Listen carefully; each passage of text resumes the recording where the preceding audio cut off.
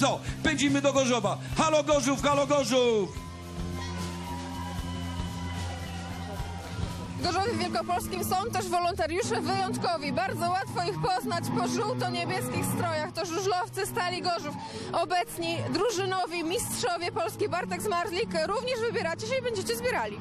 Tak, jest to na bardzo szlachetny cel, więc wraz tutaj z drużyną całą będziemy zbierać dla pomocy. Wam jest chyba trochę łatwiej zbierać, jeśli widzą was kibice, to chętnie wrzucają. Dokładnie tak. Duże grono kibiców naszych Stali Gorzów do nas przychodzi, wrzuca datki na Wielką Orkiestrę. Bardzo im za to dziękujemy i zapraszamy do aukcji. I prezes Stali Gorzów Ireneusz Maciej Zmora, no duża odpowiedzialność wasza również na orkiestrze, bo wiadomo, że wy możecie zebrać dużo więcej niż inni. Odpowiedzialność ciąży na orkiestrze, na nas ciąży przyjemność pomagania orkiestrze i mam nadzieję, że się z tego zadania wywiążemy.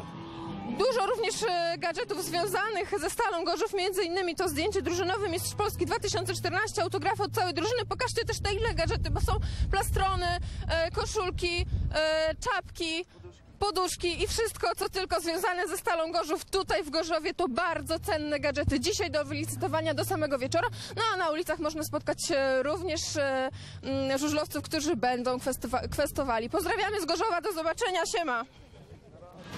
I moi drodzy, siedzę na pięknym